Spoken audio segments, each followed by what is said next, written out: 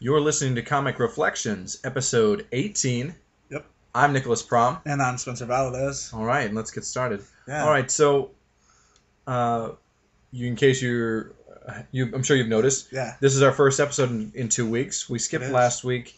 I had some car problems, so we instead of recording another show a couple days before this one, we're just like, we'll just we'll combine 2 shows and we'll do this. So, last week, a couple things I mentioned. I was trying to remember that when we were talking about Joe Kubert, and I was trying to remember that limited series that he had done. It was like kind of a post-crisis history of DC Comics. It was called DC Comics Legacies. And he wasn't on the whole thing, but he was doing really great segments throughout it, like with the Justice Society and with the Newsboy Legion and with Sergeant Rock. And it was really terrific. So I just wanted to clarify. It's called DC Universe Legacies. Awesome. It's a 10-issue limited series. That's something to hunt down your back issue bins because it was a really enjoyable read. Cool. Yeah. And we also, last week we talked about we were going to have a Wednesday show and that Chase would be coming back. Right, yeah. Certain circumstances, which I will not air, have kind of forced our hand to kind of put that project on the back burner. But we will be continue our regular show weekly. Yes. So, yes. And so you have the webcomic of the week, don't you? I do. Okay, let's... jump right in. Yeah. Feet first. Yeah. So webcomic of the... Yeah. Right. Webcomic of the week this week is Hipster Hitler. It's a bit older, and it's not a regular comic, but it is hilarious. See, I hadn't heard of this, and you pointed this out to me. I'm like, oh my gosh. Like, guys, what does he have? The T-shirt that says Triumph of the Chill. Triumph of the Chill. And it's one of those hipstery white T-shirts with the V-neck. And, like, when the guy wears the V-neck. But it's Hitler with his emo cut, like the Hitler cut. And, the skinny jeans and glasses. The dark-rimmed glasses. Oh, man, it was pretty funny. Yeah. And what do you say some of the other characters in the strip are? I'm using air quotes, but... Yeah, Broseph Stalin shows up. Oh, my gosh. And Guido Mussolini shows up. Oh, my gosh. So... He hails like a champ. Oh, man. It's silly. For the very, PC people out there, it might be a little offensive to them. But if you can get past that, it's hilarious. If you can laugh at Hogan's Heroes, I'm sure you can laugh at this. Yeah. Right? That was another... those wacky Nazis. Yeah. That's bad, though. Hogan! Yeah, it's silly. It's a lot of fun. It's there aren't a ton of these comics, but all of them, I'm in stitches over all of them. You know what it reminds me of a little bit? It reminds me a little bit of dinosaur comics that we see. Yeah. In that, I wish I could remember who does that strip, but that's floats around in a lot of indie papers in cool cities. And also the Coffee with Jesus webcomic. I've not seen that one. Oh, no. Really? That's something to look up. Maybe that'll be next week. Maybe. But yeah. So hipsterhitler.com. Hipsterhitler.com. Okay. It's huge. It's they have their own T-shirts. They have. Be careful about wearing the coffee mugs. It's almost a brand, but it is hilarious. Okay. Very funny. Yeah. So hipsterhitler.com. Check it out. On Facebook, I'll post a link later on. Oh, well, on our fan page, yes. Yeah, on the fan page, and you can get through there. So, Beauty. Yeah, that sounds great. We want to dive into the comics this week. We do. We have 2 weeks of comics because of last week, so we've got about 19 books. Yeah, so I think that was our count. We should probably go through those. So, and for the second time, I think we have more Marvel books. This will be the third time. Is it? Okay. Yeah. So I mean, we promised you we would try to even that out. I remember early on in the show, we're like, we're so DC heavy, and then now it's just going the other direction. This will go. It's going to be, I feel, a constant flux, and as it should be. So Marvel and DC are both doing great things. Yeah, and right I now, think definitely. the next couple months are going to be very exciting. So. Yeah, because we have Zero Month next month, and then in October we'll have the Marvel Now start to be happening. Right. And now we're also getting into the second year of the New 52. And we're getting annuals. Yeah, so it's there's a lot of great books happening just from the big two. So yes. So first off, let's start with the Invincible Iron Man, number 523. Yeah, and so this is part 3 of the future story arc. Yeah. With a Mandarin has got Tony captive, and he's building these what are they called? The Whatamechs? Oh, Titanomechs. Titanomechs, yeah. And they're powered by the Mandarin's rings, which is cool. Yeah. This was a great comic this week. Matt Fraction. Yeah. He's great. This guy, he's doing Hawkeye, which we're getting the second one next week, I'm pretty sure. He's doing, He's going to be writing Fantastic Four for Marvel now. For that relaunch. Now, I'm buying that book. Okay, so you know how I felt about the Fantastic Four. It's been crummy lately. This will not be a Fantastic fail. Right. Even though Mark Bagley's doing the art and he's not my favorite, I'm buying it. I'm like, with Fraction doing the writing, it's got to be just leaps and bounds better than what's been coming out. Yeah, I think with Fantastic Four currently, but I think Matt Fraction's take on it will be cool. I think a lot of these books that they're some of these books that these arcs are going to be ending that book, the relaunch. They're a little lackluster. Right. I'm glad Cap is really strong because that one's getting a relaunch too. Captain America, and of course, and we'll talk about later. Thor, they've got this cool Everything Burns story arc going on right now, and I think that will kind of cap off that before the relaunch in October as well. Right. So back to Iron Man. Yeah. So we're starting to realize Potts. Pepper Potts. Peppa. She's running the Stark International with the Iron Man suit. Yeah. And then Rhodesy, who everyone thinks is dead, is running another suit. I can't remember which one they've called that. I don't think it's the War Machine. No, I would have remembered that, but it's not War Machine. Yeah. But so he's supposed to be dead, and Pepper Potts is kind of like, wait a minute, and she's starting to put pieces together, and the Iron Man suit just doesn't like that. Yeah, and so it kind of leads to. I think it has some AI of its own. Yeah. But and that's an interesting subplot that's going on. Yeah. But the where Tony is basically the captive of the Mandarin, he's finding ways to build kind of a revolt. Yeah. Among the other people, and they're old Iron Man villains. Yeah. I think the Blizzard is thrown in with Tony, and they're something's going to be happening here. So this is an exciting storyline, and this is building up to be an epic. It's of course it's going to be a big showdown between Tony and the Mandarin. Yeah. Which is always great. This is his arch nemesis. So yeah, I think it's going to be cool. Yeah, cool. So next in our Marvel universe, we have the fourth and final part of Deadpool kills the Marvel universe. So yeah, this is not your kids' comic book anymore. We have just a ton of death and destruction and murder and just craziness on the part of Deadpool, which, I mean, he's kind of crazy anyways, but he's just completely lost it. Yeah. I'll just say it's Deadpool versus Punisher and Deadpool versus Taskmaster. Yeah. By the book. Oh, yeah. Okay. Yeah. The cover, the art, the cover art has been just, I mean, it's why I looked at it and picked it up at the first part. This guy is the cover artist. Care. Yeah. As I said before, it reminds me of Bill Sienkiewicz.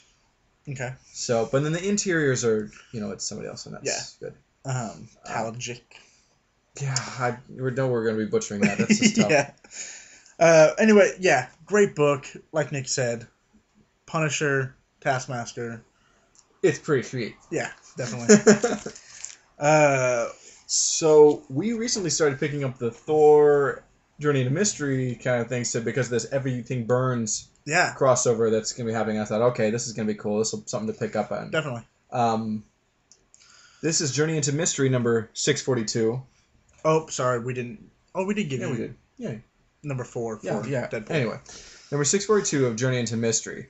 And, do you want to talk about this a little bit? This is we read the prologue last episode, but this is the start of this storyline. Yeah. It seems like there's a war brewing between Asgard and Vanaheim.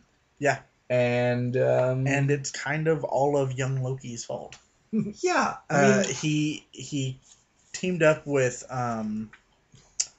he freed Surtur, which is bad news. Right, he freed Surtur, but at the request of the guy in the Under London. Oh yeah, no, that's not a character I'm familiar with, but it was a part of a deal with that character. But Yggdrasil, the World Tree is on fire. Yeah. The Warriors 3 are like mad. Yeah, they're furious because and Thor's continually protecting Loki because this is seems like a redeemed Master Wilson. I'm sorry. Master Wilson. This seems like a redeemed Loki. He's not the villain that he had been previously, and Thor is protecting his brother. There's a new dynamic going on here. So but the old aspect of Loki is still there in the Magpie. Right, it's like his familiar or something. Yeah, I don't know. It's weird. It's always whispering things in his ear and kind of getting him into trouble. Yeah. Honestly, I felt a tiny bit confused. There's some elements of this that I don't know about yet because, I think we'll get it because, right. These last couple issues, these are where we've been picking up. Yeah. So I think it'll become more clear. Right. But, with young Loki and older Thor, it's a very interesting dynamic, and I'm happy you're picking this up. It's a fairly interesting story because the Warriors 3 are kind of going to be battling out with Thor here pretty soon, I think. Yeah.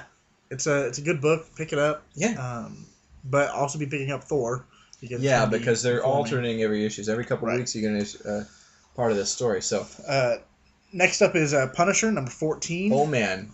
Yeah. And I'm so glad that I gave this book more of a chance because now I'm really enjoying Rucka's, take on the Punisher. This is cool. Yeah, I think we're kind of this might be kind of the end of an arc with well, it's leading up to the end of this book before the relaunch. Right. Or at least before I don't know if Marvel Now is necessarily going to be relaunched, but I think Rucka's going to be leading the book in a few issues down. But then there's the Punisher Warzone limited series that's going to be coming. It's going to be Punisher versus the Avengers. Oh, wow. Okay. Yeah. So that's going to be killer. Oh, yeah. And knowing that this was leading up to that is why I'm sticking with this book because that I want to read. Right. Okay. Yeah. The story's great. There's like twists and turns, which is always great in a story, especially if you can fit it into a 40-page comic. Yeah. Frank Castle is in it deep, and yeah. This other woman, I can't remember her name. I'm just gonna call her Lady Punisher for right now. Yeah, Lady Punisher. That's pretty good. She's kind of like caught in a trap, but it might not be a trap like we thought it was. Yeah. It's good. Rucka's a novelist, and he's like building up scenes, and then here's the reveal. You think it's one this way, and then it's the whole elaborate setup. Right. So now I'm seeing the way he writes. He's good.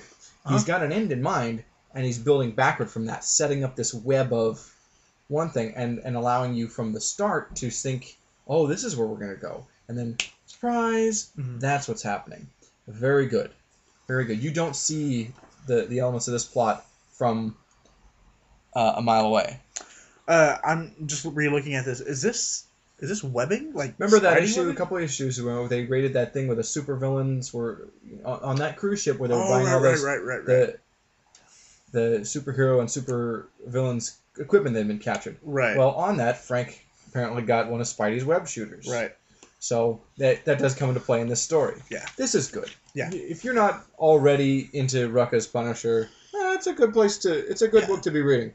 Yeah. Especially if you want to gear up to that, Punisher Warzone, the Punisher versus Avengers series, which is going to be great. Mm-hmm. So yeah, what else we got? The Captain America and Namor. It's the Captain America and fill in the blank, number 635. This is the first of these that I've picked up. It seems like each issue is kind of a one and done team up story. Right, but it also seems that this it kind of left off with a cliffhanger. Yeah, it felt like it. Yeah, but yeah, it's set in World War II era. Captain America and Namor, the Submariner, team up. I'm in. Yeah, I'm in. Submariner is just always an interesting character when he comes into play. I was like, as soon as I noticed, Cap and Namor, I'm buying it.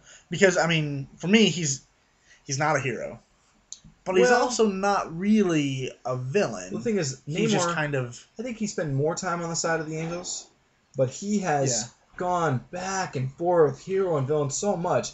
I mean, hero in the Golden Age, basically a villain throughout the Silver Age. And then just he spent a lifetime of being like, no one can trust this guy, right? Because he's just so his ego and his temper are so volatile. Yeah. But he's such a dynamic and interesting character to read. I mean, Namor. Yeah. Always good. I would have called this a Namor comic rather than a Captain America. I mean, Cap was in it, but I mean, it wasn't. It definitely was. Namor definitely took center stage in this. Yeah. And I think that's cool. I think especially. I like that it was that way. If you're gonna do a team up book, the guest character should have that spotlight to shine. So I think this is done well. Yeah. I'm into this. Yeah. And you're going to be picking up the next couple with the one and dones with Cap. So next is Captain America and Black Widow. Well, maybe. We'll see. Well, okay. I'll see what this says on Previews World when I check it out. But I mean, it's a maybe. Okay. If it ends up in my box, because I have Captain America on my pull list, it might end up in my box. Maybe I'll just forget it. So... Yeah. So yeah, but I dug it. It was fun. Yeah. I hope they somehow continue the story with Namor because that was cool. Yeah, I'd be down for picking up a Namor. You know, they had that Atlantean artifact thing. Yeah. It's similar to what's going on in Aquaman right now. That is true. Okay, but we'll talk about that later. Right. So next we have The Amazing Spider-Man number 692 with... And this is this issue's kind of commemorating it's like the 50th anniversary of Spider-Man. Right. Yeah. And to do so, I mean, this issue is a bit bigger. We have our main story and then a couple of backup stories. You did mention that in the previous ending to the last Amazing Spider-Man, we had this introduction of the Green Goblin. The Hobgoblin. We were going to have this Hobgoblin story arc. It looked like it was going to start happening. We didn't get any of that in this. This is a introduction of a new character. It's like it's going to be a sidekick for Spidey. This kid named Alpha. Yeah. And it was a cool read. Uh-huh. I'm looking forward to this story arc, but I'm like, come on, what happened with that Hobgoblin thing? I was all set to hear about that. And there was a guy in that looked like it was the Tarantula. I'm like, oh, cool. Right. And he says, at the end of that issue, said, I'm the original Hobgoblin. I'm like, what's going on here? Right. So, but again, that wasn't here. Couple of neat backup stories in this issue too. Oh yeah, with a little kid who's being picked on, and then Spidey gives him a pep talk and pep talk, and they go and hang out, and that was fun. Yeah. And there was this artist I could have swore it was Michael Allred because it looks so much like him, but doing this other one, Dean Haspiel, and it was just kind of a. I don't know, a fun little story. I enjoyed it.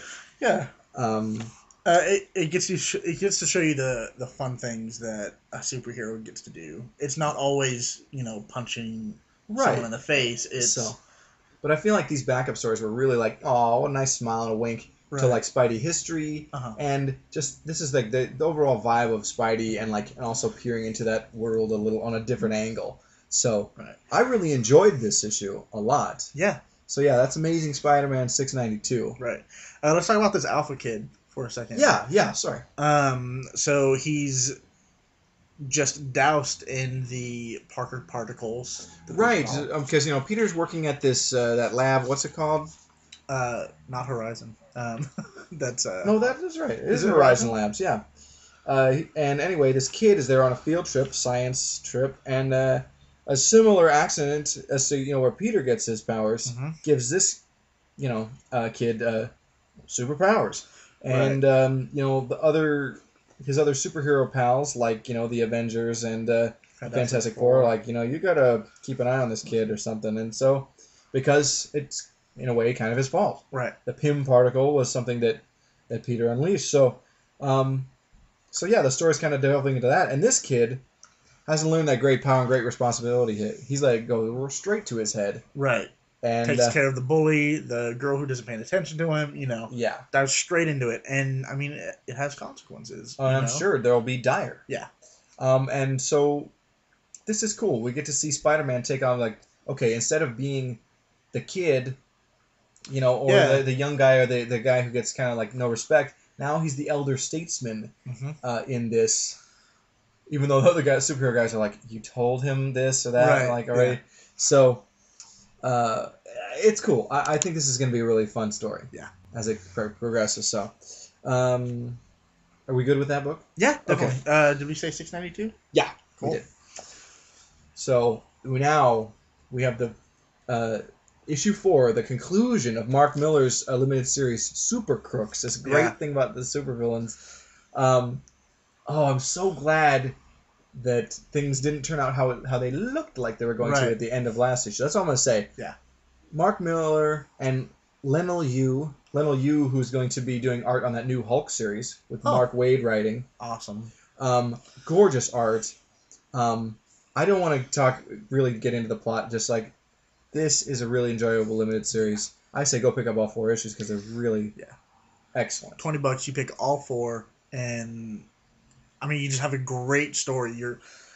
It's great because you're rooting for crooks and, root for the bad guys. Here's the thing, supervillains are often the most interesting characters to read about. So getting from their POV, that's cool. Absolutely. Because we spent most of the time from the hero's side, and the heroes are just kind of there. Mm-hmm. Or, excuse me, the villains are just there to, cause trouble. Getting the other's perspective is very cool.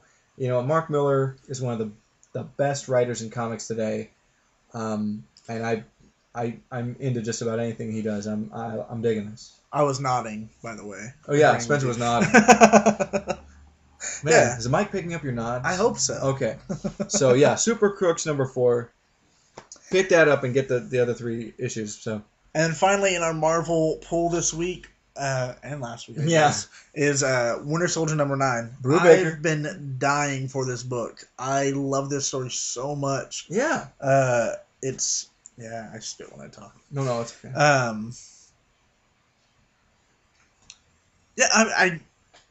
It's just a great story.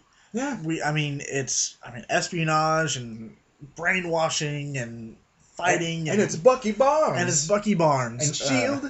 And holy crap, we had a couple of major characters of them. Well, one in particular of the Marvel Universe appears to be dead at the end. Yeah. And I also, kind of, just talking about this issue, Stillwell. What's the first name? Jasper. Jasper Stillwell. I was like, oh, I knew that name. Uh-huh. He used to be part of the supporting cast in Iron Man in days of yore. So yeah, I've been like, I know that name as we've been reading this series. Yeah. But yeah, this is cool. Yeah, this is still a good book. Brubaker is good. I've been really enjoying his cap. Oh, right. Captain America. And then it's kind of cool to get the Winter Soldier too. I'm hoping at some point there is a crossover with the two because Cap and Bucky just belong together. Remember Ethan from Things from Another World said that this story takes place before, because I guess Winter Soldier's dead. Remember that's right, yeah. Yeah, so that we're not going to get that. I was like, what? So, I don't know what's going on. Yeah, I'm like, okay, I haven't read that. But I am deeply loving this story. I'm going to continue to pick it up. It's in my box pulls. It's going to be one that I'm going to continue to pick up for a long time. Yeah, so you should pick it up. It's a great book, and it's one of the cheaper ones. So, oh yeah, because it's one of Marvel's $2.99 books. Yeah. So DC Comics now. DC Comic time. So we've got 2 weeks of Before Watchmen books to talk about. So let's start with Dr. Manhattan number 1. Yeah. J. Michael Straczynski's writing this. He's the guy who's been writing Night Owl as well, and that's one of the best books in these. Right. This is continuing the fine tradition of those Before Watchmen books. They're largely very good. Mm-hmm. This one, I enjoyed it, but it felt like it didn't really feel like we learned anything new about Dr. Manhattan. Yeah, I mean, we're getting a little more different angles and a little more personal, I feel. I mean, obviously in the next few issues or next couple issues, we're probably going to get a lot more. Right. But I mean, Straczynski is doing what... what's the guy I'm always complaining about who's writing Comedian? Oh. Don't you blank, too. We can't have dead air like this. Just that guy. You know the guy that guy. Who's right. I can't believe I'm blanking on it. Brian Azzarello. Brian Azzarello is writing The Comedian, and it's like, Comedian's not showing us so much we haven't seen, but Straczynski's doing this, at least here in the first issue, a similar thing, but where he's able to give us shades of that familiarity that are just, it's just better writing. Yeah. I think Azzarello's doing a fine job on the Rorschach limited series. Yeah. I'm looking forward to the next issue of that already. Maybe the character of the Comedian is just... I mean, yeah. Maybe you feel like you know everything you already need to know about Eddie Blake. Yeah. But no, there are things that I want to know. That the area that I did want to know isn't being explored. The pre-Minutemen period, or deeper into that. I mean, sure, we're getting a little bit of that in the Minutemen book, but it's not going back to before. No. Like, I want to see Eddie Blake's childhood. Why was he like a runaway or whatever, right? Yeah. Something like that. So I don't know. But anyway, the Dr. Manhattan book, I think it's just beautifully illustrated. Oh yeah. And it just feels good. I mean, not like it's not feel good, but it. I like I like that it's timeline based. Well, and we're seeing important scenes from the original Watchmen from this different angle, very specific to Dr. Manhattan's point of view, and I like that. Yeah. And I think Dr. Manhattan's trying to explore himself in this comic. Yeah. In this storyline, at least. He's trying to figure out where he fits in this universe that he can just do whatever he wants. You look at the original Watchmen, and Dr. Manhattan is this character who is inhuman and has lost his humanity. We are seeing that journey of that. We're seeing the humanness of him through his eyes. Right. We're gonna get a perspective that we haven't seen before, and this is an enjoyable read. Mm-hmm. So I'm into it. Yeah. Next up in the Before Watchmen series is... Minutemen number 6 came out. Number 3. Number 3. Oh, of 6. Of 6. Came out this week. I love it. This is my favorite book in this. It was so good. Yeah.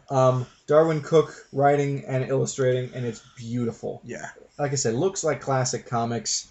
Has that, the adultness of course, that Watchmen has had. Uh-huh. There was a wonderful homage to the Justice Society and Golden Age DC Comics in general, kind of woven throughout this, that are really fun. I love that it looks the art looks like old comics, but it's very adult as far as storyline. We're getting more with Hollis Mason, and his retirements and putting out Under the Hood, and repercussions of that. And more with the Silhouette, who has really been one of the central figures of this. I like that because you get so little of her in the original Watchmen. Yeah. So I cannot praise this book, any higher. Right. If you were going to read one series from the Before Watchmen, I'd say this. If you're going to read 2, get Night Owl. Yeah. Oh yeah, Night Owl's just wonderful. Most of them are really terrific. So, we also got last week The Flash, number 12. Number 12. I've never been the biggest fan of The Flash. Yeah. I never really got the running really fast and saving the world thing, but blasphemy. This is just a great story. So I think we're both agreeing. Like Francis Manapul, really enjoying his writing. It's just good comics, and it's really fun, and it's easy to follow. But you're not losing any quality there. Right. We're getting another perspective of the bad guys again. Yeah, I really enjoy that. And the Flash's Rogues Gallery is one of the classic, groups of villains for a hero to have, in comics. Right. They're one of the more celebrated groups of rogues. We don't get Boomerang. We don't get Captain Boomerang. I don't know what's up with that. I don't know if he's been introduced in New 52 yet or not. Uh-huh. But just about everyone else is around. Yeah. Um, and I mean, a lot of these DC books and the New 52 are leading up to their kind of annual. Annual, and then kind of like, yeah. Yeah. And then next month, obviously, we have Zero Month that'll take us back, and then kind of forward again. It's a little confusing. It's a good, but also a little daunting period right now in reading DC. It's good, though. Yeah. And so we have number 12, and, I mean, the Flash gets framed. He's trying to save Coast City, or Keystone City. From the Rogues, who turned on Captain Cold, who was their leader, and the Golden Glider, who was his sister, has taken over leadership. And so, the Weather Wizard and Heat Wave and the Trickster and the Mirror Master, they've allied themselves with her, and they're just kind of wreaking havoc. And this leads also into the Flash Annual, which just came out this Wednesday. Yes. So it's just continuing on that storyline. And I mean, the Rogues have turned against Captain Cold, and he actually teams up with the Flash. Yeah. So this story was. I want to say I saw the Pied Piper in these two issues you did. as well. You saw, you did. But I mean, the Rogues Gallery or the Rogues in the Flash, they've gotten rid of their tools, their weapons. All their weapons were based on just like technology, but now they found a way to make it kind of innate for them. Innate, just like the Flash. Like Captain Cold was like, well, that was our problem. We just had like guns and wands and stuff, and and he could just take those things away. Right. And so, I mean, this annual, it gives kind of a backstory. It's really good. I feel like that was covered probably in earlier issues of The Flash. Right. But this is kind of like, oh, great. Now a lot of these blanks are being filled in, and it's cool. Right. But I feel like I'm fully immersed in the New 52 Flash. Mm-hmm. Let's just say the end of this issue, this annual, we get a wonderful guess what's coming next issue? A classic Flash villain who was never part of the Rogues, because they were all generally kind of pals. This guy always had a disdain for them. Yeah. And this is going to be a big deal. This forthcoming story arc is going to be very exciting. While I was reading, and I don't do this much in comics, but I had one of those moments at the end, just the big, There's the reveal for the issue. I'm like, oh, I can't wait for what is it, Flash number 12? 13. 13? Yeah. Oh, interesting. Okay. Yeah. Oh, no, that's what we want. Okay. Yeah, so that was annual number 1 for the Flash. Yeah. Next we have Green Lantern annual number 1. Yeah. Jeff Johns. Who's the artist? Van Sciver? Ethan Van Sciver. Okay. Yeah. But oh man, this is continuing what we've been reading in regular Green Lantern book. Right. Black Hand, Hal, Sinestro, and of course the Guardians wanting to eliminate not only the Green Lanterns but all the other Lantern Corps. Right. So, I'll let you talk about this. You guys know that my favorite hero is the Green Lantern. Yeah. And this is leading up to the Rise of the Third Army crossover. It's going to cross all 4 Lantern books for 4 months. And I have to add those. You got to get new Guardians and Red Lanterns too. I've been kept telling you, you're probably going to want to start picking those up. Probably going. So. And this has solidified in my mind that I need to pick those up because it's just such a great story. Yeah. And I think after this annual and after 0 month, or during 0 month, I'm going to be picking up the the other 2 Lantern books. The other 2 Lantern books. And you'll be able to get a feel for them at least. Yeah. Yeah. And with this new Rise of the Third Army, it's going to carry over until 2013. The repercussions will. Oh, sure. We're going to be introduced to a new Green Lantern. His name's Baz. And where did you read that? I've read resources or just a different Newsarama. Oh, okay. It's been a lot of different places. Okay. But he's the first. He's a Muslim. Yeah, so that's interesting. Green Lantern, which is going to be an interesting dynamic because of their code of conduct. I wonder if he's a Moor, because I thought he was a black guy. Maybe. Okay, but yeah. Anyway. But the Rise, or the Green Lantern annual, It was very good reading. Yeah. As we were talking about this before the show, I was saying this has ties to the. If you never read it, it's a one-shot graphic novel. It's Green Lantern Ganthet's Tale. It's written and illustrated by John Byrne, and there's a lot of ties to that classic story in this. It told us the origins of Krona. That was a nice piece companion to both Crisis on Infinite Earths kind of leading in here. Very cool. That's something to hunt down the Bagship in. And I think Green Lantern, Ganthet's Tale. Ganthet has turned into a huge douchebag. Yeah, I mean the Lanterns have they've decided nope, we have to remove free will from living things, and I'm just like, is someone? I can't believe that Ganthet would go along with that. Because he is like, this guy is a bro. If anyone in the Lantern Corps is someone that someone who wasn't a Guardian or any of the Guardians could be trusted by somebody, if there was a Guardian that you could go to and talk to who was on your level, Ganthet was the one. Right. He traveled with Hal. Hal and Ollie Queen. Remember in the classic stories. I think every couple episodes we talk about those issues. And they're very important. And I've read other stories where Ganthet came in, and he's a major character, and he's always the sympathetic Guardian, and now he has thrown his lot with the majority. If you do remember, he was one of the last ones to join up with the rest of the Guardians, and they kind of overpowered them with their minds. Yeah, and they kind of forced him into their.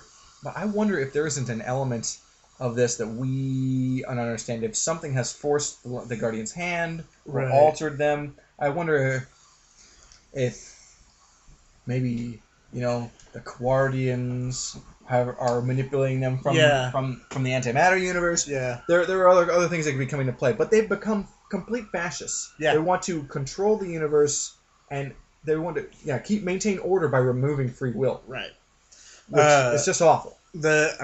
Great things, sad things happen in this annual. I don't think it's a big secret that's someone or someone's very important die in this issue. Right. And then we have kind of the beginning of the rise of the Third Army. Yeah, this is definitely the this is where it begins. Right. And I'm glad we've been reading at least Green Lantern and Green Lantern Corps for the past few months. Yeah. Because that's gives us see where this is leading. Yeah. And in it, there's an ad for the Rise of the Third Army, and it looks pretty epic. Yeah.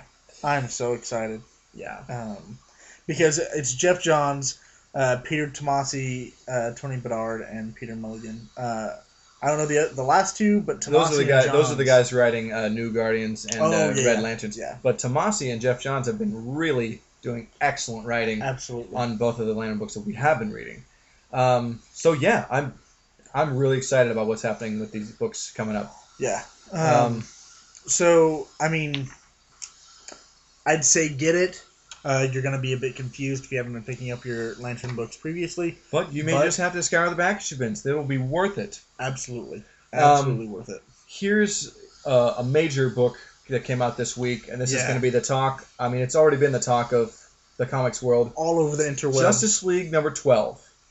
This is kind of the end of an arc, and this is the beginning of the Superman, Wonder Woman as a couple thing. And Jeff Johns has said this is how it is going to be. Right. This is the way it is from now on. Yeah. And it makes sense, really. Yeah.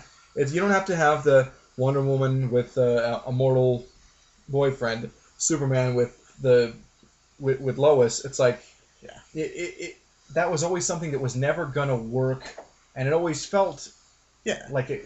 I mean, you're always rooting for Superman and Lois. Well, right, but if you are, it's Superman. I mean, how could Superman really be with a normal mortal woman? And the same for Wonder Woman, and it really, as peers and as uniquely, incredibly powerful individuals, it's the only decision that makes sense. Yeah. And I think this is going to be great. I'm excited because it will probably mean a boost in sales for Wonder Woman's book. But also, I mean, you're going to see the two of them in probably all of the Superman books. Oh yeah. And I think there's several of those, not as many as the Batman books. Right. But I just want to say, I think I'm gonna start picking up Detective. Yeah. Soon. They got a new creative team, and so I'm gonna give that a shot. Maybe with the annual or the zero, but this is exciting. Right. And this, not only did we get that wonderful reveal and the end of that arc with the great Graves villain. Right. We see that this is like they have to come together as a team. They're seeing like we aren't, and we got to do something about it. They're talking about changing leadership. Hal leaves. Hal takes off. Yeah. Hal leaves. The League. Batman calls Aquaman out on the others. Right, those group of heroes that he's been fighting side by side in his book, which we'll talk about next. And we're getting a glimpse of also just what's going to be coming up in Justice League. We saw some panels with it looked like Aquaman turning against the rest of the world. The rest of the world. Yeah. We're seeing Captain Marvel show up. Yay! I love Captain Marvel. And very exciting things. And this I think is going to be leading up to the Trinity War. Yeah. With this, which is going to include this Justice League and Justice League Dark, and the new Justice League title, Justice League of America, and which is going to include, not be limited to, but Steve Trevor heading it up. But we're going to have that new Green Lantern. What is it? Baz. The Martian Manhunter, Hawkman, Green Arrow, Catwoman, Katana, Stargirl, who I think she's probably the granddaughter of Starman. Oh, okay. And Vibe, who has always been a joke.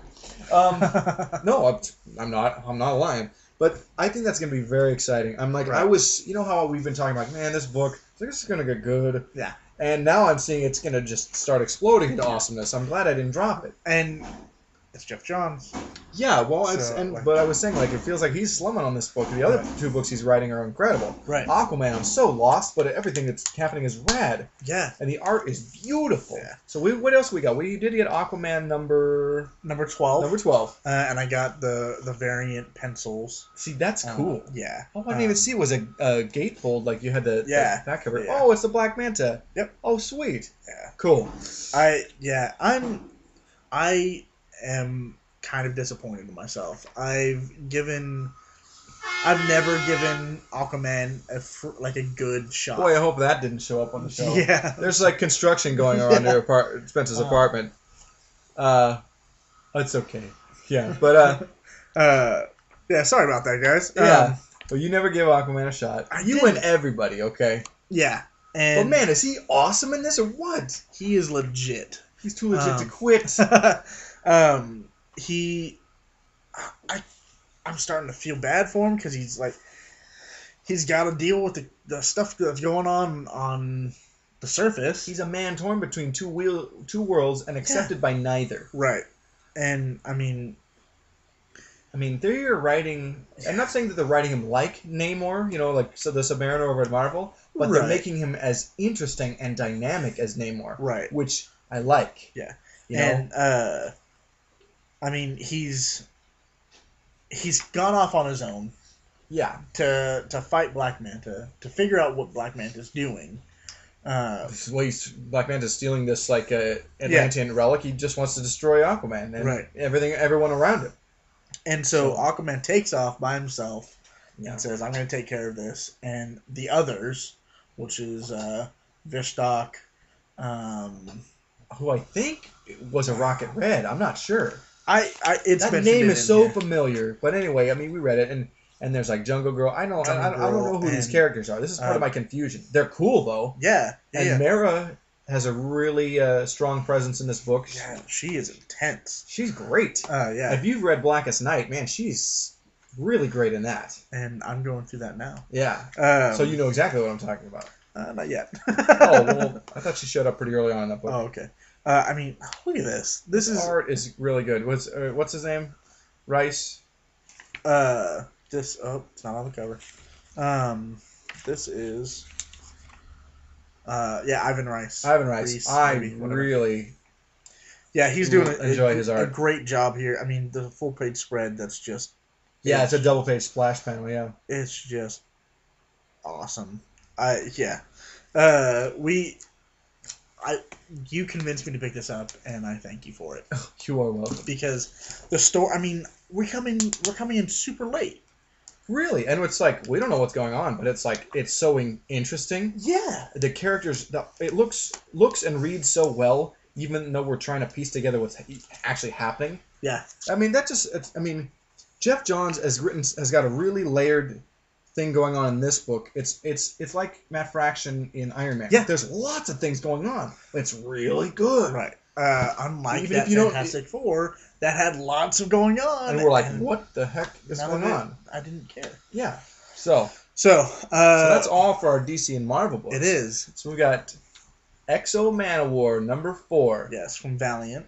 Oh, I love the Valiant relaunch. Yeah. Yeah. I told you I went back and I read. I read the Bloodshot. I read the some of the original Valiants. Yeah, and I mean, those are good comics. Yeah, I'm glad it's restarting because I feel like I get a chance to start with them again. You know what I mean? And totally. They've not let me down yet. Yeah, I mean, we'll see what happens. X-O Manowar. Yeah. What's the other one we were? Oh, Archer and Armstrong, which was great. So it was a Bloodshot, X-O, Harbinger, and Archer and Armstrong. Right. So that's those four, and I think October Shadow Man's coming. I'm excited for Shadow Man. Are you? Yeah. Because I am too, kind of, because I couldn't get into the original Shadow Man. Right. Maybe I'll dig it now. And I say I'm excited for it. The only thing I've seen of it is in the backs of these comics. Oh, sure. You just get a little cover. Yeah. No, we didn't get it. This isn't like that sneak preview. It's because it's actually for the next. But yeah, I think it should be cool. Yeah. Should be cool. So. Eric has landed in the Coliseum. And he realizes the armor, Shannara, informs him after he's battled off like Roman police and special forces or whatever, that, you've been enslaved in space for 16 centuries. Yeah. And that's kind of a hard thing to handle. And the what is it, the web or whatever, the spider alien guys. Not the web, that's not what they're called. The Vine, that's what it is. They're in pursuit there to either destroy or recapture the Manowar armor. Cool. Yeah, and then we get this backstory of, or not backstory, but this side story of this kind of subplot group that are kind of pulling the strings of. They are covert Vine. Yeah. People, but they instead of looking like spiders, they look human. Right. They've kind of got that disguise, kind of like in They Live. Remember that movie They Live with Roddy Piper in the 80s? You need to put that on your Netflix. Okay. It's a great movie. It sounds familiar. It's a John Carpenter movie. Oh, okay. So you know it's good. Right. Well, if it's from the 80s. But yeah, no, I mean, I'm really enjoying this book. I look forward to these Valiant books every time they come out. Yeah. When they first came out, I'll be honest, they're a bit cheesy. The original Valiants? Yeah. But the story's there. Everything's there. Just the art, it just kind of seemed took away from the right. But once you kind of get past the art of the original Valiants, they're actually cool comics. Yeah. At least the first few years of that company's existence is cool. They kind of lost their feet somewhere, and then it fell apart for them. Right. I think it was after they gave Jim Shooter the boot, and it fell apart. And that's just another ball of wax. But yeah, really good book. I'm always looking forward to these Valiant books. Yeah. So, finally, it seems. I feel like this book was late. It's been a few months. Not months, but I think it's been about 2. Really? Yeah. Okay, but anyway, what we're talking about is Star Trek The Next Generation, Doctor Who, Assimilation. This limited series, we finally got number 4. Yep. What do you want to say about this? What? It's all the painted Borg art, and by the way. Cybermen. Yeah. Yeah. Actually, I wanted to mention that. Okay. I'm loving this comic a lot. Yeah. In this one, it seemed that the painted art got kind of sloppy. It did. Thank you. I noticed that too, and I almost wondered if they changed artists a little bit. But anyway, but the story was there, so I lived with it. Oh yeah. We won't reveal, we won't like spoil it or anything, but we're really getting into the mystery of what's going on with the Borg and the Cybermen. Yeah. Really some fun interplay between the Doctor, Amy and Rory, and of course the Enterprise crew. Yeah.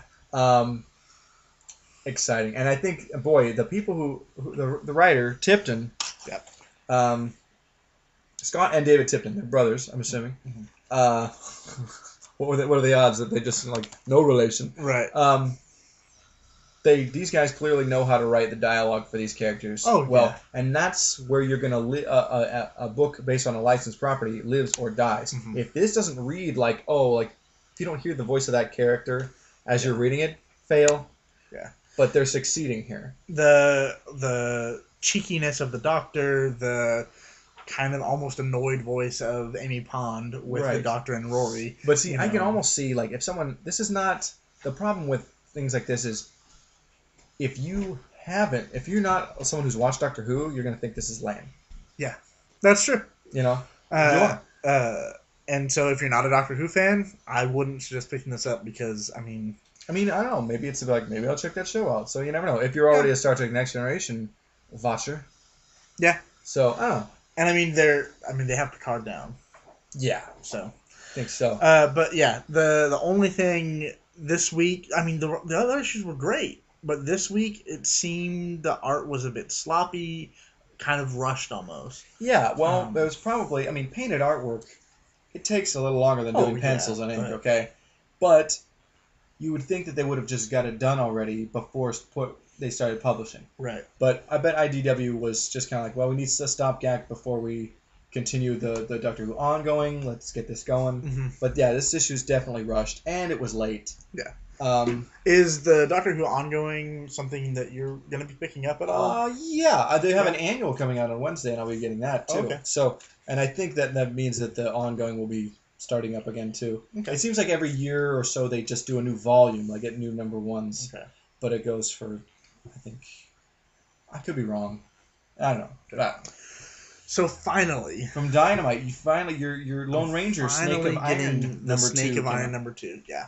Yeah. The first one came out at the beginning of July. Yeah. And this one's coming out at the end of August. Yeah, waiting 2 months for a book is hard to live with. I had to go back and I had to read the first one again because... As did I. Because I couldn't remember what was going on there. Come on.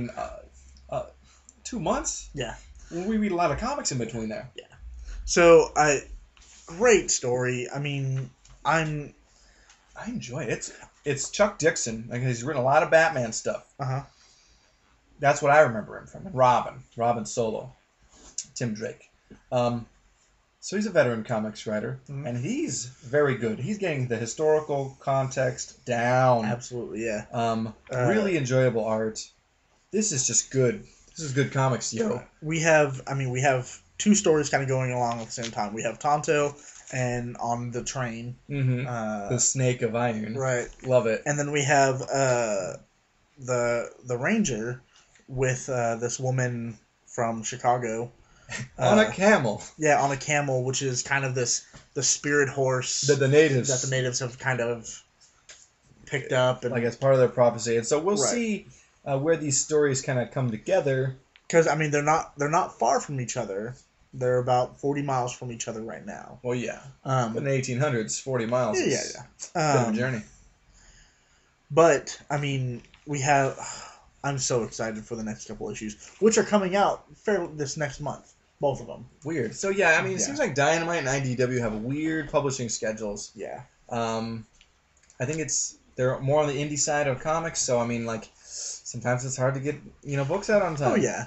Even that weird thing we were saying before the show, that Masters of the Universe limited series that DC's gone, that book is totally late. Yeah. And I'm really disappointed, because the first issue was such a tease. Uh-huh. Anyway, I'm like, I don't want to wait more than a month for the next issue. Come on. Right. So, yeah, we... Tonto and the Lone Ranger are kind of the 2 people standing between the Kiowa and the Comanche and the, pretty much U.S. Army, and this war that's going to is kind of coming to a head. Like, it's going to be definitely pretty crazy. But it's kind of up to Tonto and the Ranger to try to settle things before all the craziness happens. Yeah, and they're both experiencing conflict, and it's good. Yeah.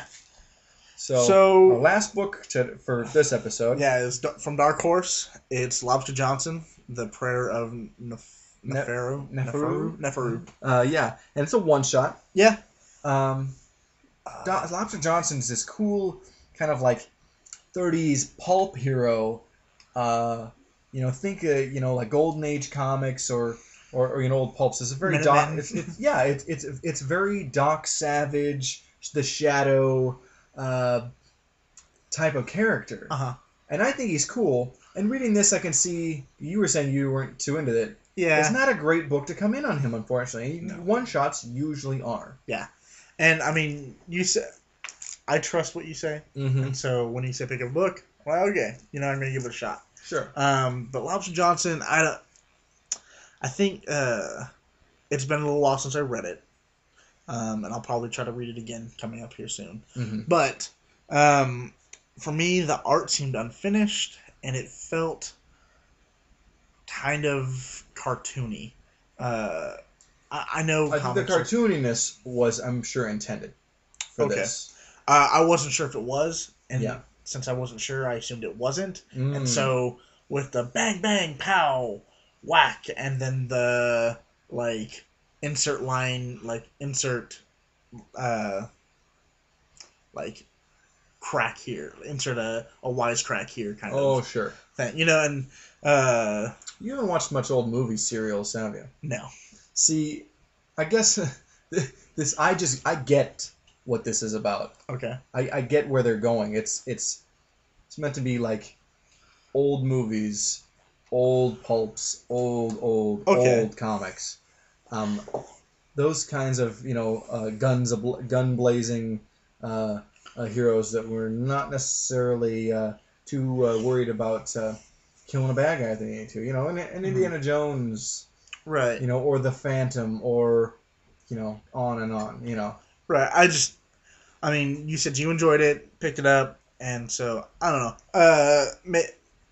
I don't know much about him. Maybe I'll go back and try to figure more stuff out about him. But for right now, I think I'm gonna kind of call it a day. No moss for Lobster Johnson. Yeah.